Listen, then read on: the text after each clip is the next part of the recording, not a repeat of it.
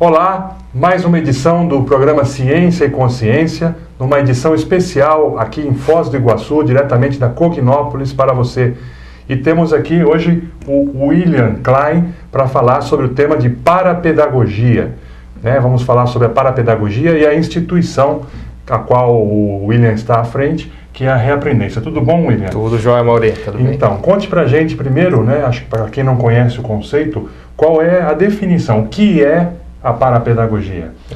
A parapedagogia, Mauri, ela nada mais é do que a filosofia da educação, ou vamos dizer, a proposta educacional dentro do paradigma consciencial, ou seja, dentro da conscienciologia. Então, a parapedagogia, ela vai se preocupar com a educação, considerando que a consciência, eu, você, o nosso ouvinte aí, que ela sobrevive à morte física, à morte do corpo biológico, ela tem uma vida extrafísica, uma vida não física, e ela vai então renascer numa vida posterior. E esses vários ciclos de vidas físicas e vidas extrafísicas vão compor então um contexto mais completo e também mais complexo educacional.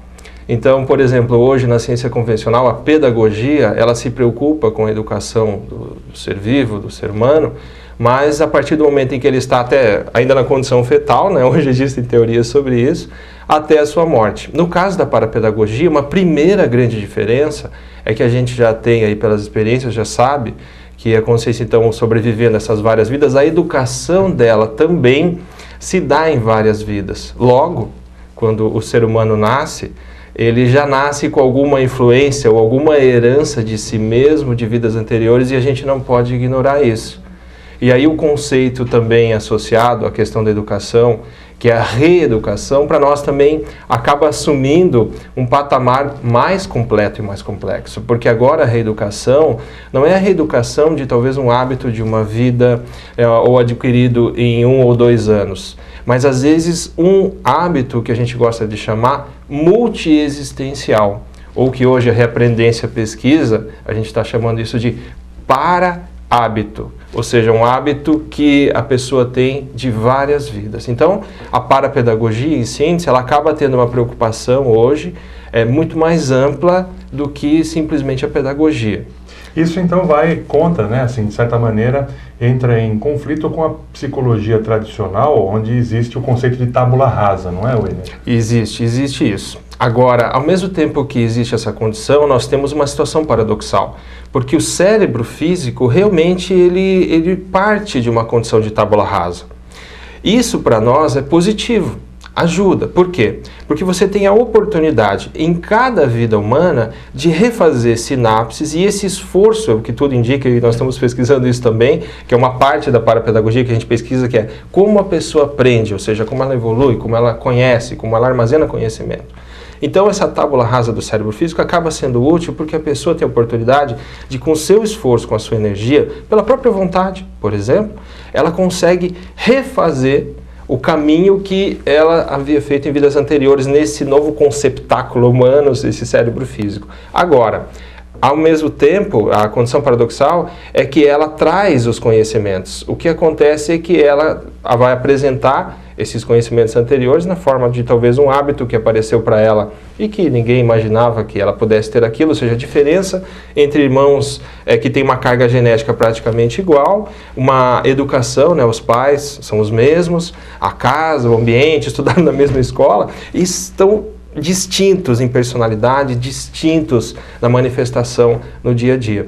Então, nesse caso, a gente tem que trabalhar com esse contraponto, esse paradoxo. Por um lado, o cérebro humano novinho, para a pessoa desenvolver sinapses. Por outro, a parasinapse, a paragenética de milênios. Muito bem. E agora, a formação também desse parapedagogo, vamos dizer assim, esse professor que tem uma atuação aí multidimensional e ele, na realidade, passa os conceitos relativos à multidimensionalidade, também é diferenciada, né? Também. Até o termo parapedagogo, ele está sob pesquisa. Por quê? Porque o parapedagogo ele vem sendo utilizado pelo professor Valdo principalmente, na enciclopédia, foram poucas vezes, mas quando ele é utilizado passando a ideia daquela consciência extrafísica que é especializada, que tem, vamos dizer assim, alguns skills e habilidades ligadas à educação, ligadas à própria pedagogia. E daí o termo parapedagogo vai se referenciar então mais a essa consciência extrafísica. O extrafisicamente. Agora existe um termo na pedagogia que é pouco conhecido, mas ele é dicionarizado, é o pedagogista. O pedagogista é aquela consciência intrafísica do ser humano, ou seja, o pesquisador da educação que se interessa em pesquisar, em promover, em trabalhar com a pedagogia. Então o que nós estamos começando a trabalhar na Repreendência, isso aqui é uma Verpom e está sob análise, né? Nós estamos pesquisando, mas é o termo parapedagogista, porque aí a gente se sentiria, vamos dizer, na condição de consim, mais dentro, mais assertivo do contexto. Essa é a condição, então, ainda de uma ciência aí que está começando a dar os passos, né, em desenvolvimento. Muito bem. E agora, a questão também, né, dentro dessa sala de aula, né, onde você aborda os assuntos aí multidimensionais, existe dinâmicas, existe todo um contexto que é importante você ter também uma preparação aí? Como é que é? Conta como é que é a preparação desse professor. Tem, Mauri. Isso é, vamos dizer, a questão até mais séria e é o que a Repreendência tem pesquisado mais. Hoje nós temos na Repreendência, que nós estamos chamando, pelo menos é a nossa hipótese de trabalho, está funcionando bem, que é a teoria líder nossa de trabalho, que é o ciclo de qualificação da praxis parapedagógica. Então, o que é esse ciclo? Ele tem 5 componentes nesse ciclo, né?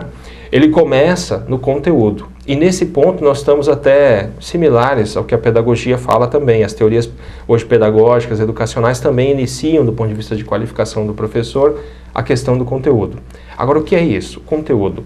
Se eu quero me propor, Amaury, a ensinar algo para alguém, se eu quero falar para alguém alguma coisa positiva que realmente possa ajudar a pessoa, eu quero dar uma aula sobre isso, o primeiro aspecto que eu tenho que observar é o seguinte: eu conheço sobre este assunto um pouco mais do que a média, porque se eu não conheço um pouco mais do que a média, como é que eu vou me propor a ensinar essa informação, esse conteúdo, uma determinada linha filosófica, uma escola que seja, que eu vá procurar apresentar? Então, primeiro eu preciso dominar o conteúdo.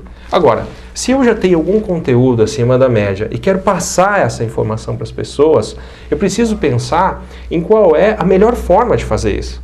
Aí vem o segundo aspecto desse ciclo de qualificação da praxis parapedagógica, que é o quê? São as técnicas didáticas ou as técnicas pedagógicas. Então o professor já tem o conteúdo, ele já pensou em como ele vai apresentar esse conteúdo. Aí, né, se apresentar, entra o tempo da aula, entra o material didático que ele vai utilizar, o uso do quadro que ele está utilizando, tudo isso entra nessas técnicas.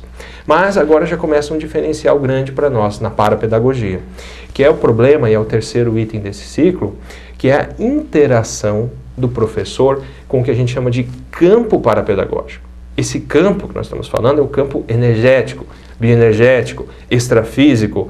É agora a relação que o professor tem, por exemplo, com as consciências extrafísicas presentes em sala.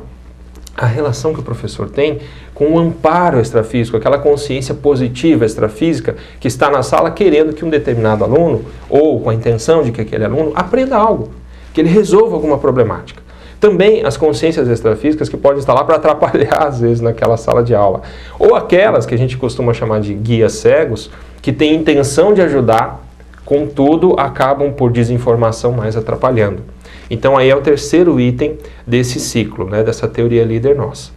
Agora, o quarto item, a gente diz que é a praxis parapedagógica em si. A praxis é aquele momento de fluência de aula do professor, onde ele já está usando o conteúdo, a técnica didática, a percepção de campo, e ele raciocina sobre essa prática. A praxis tem essa ideia, né? Ele raciocina sobre a prática e ele procura desenvolver uma prática que está alicerçada, que está coerente com a teoria que ele tem.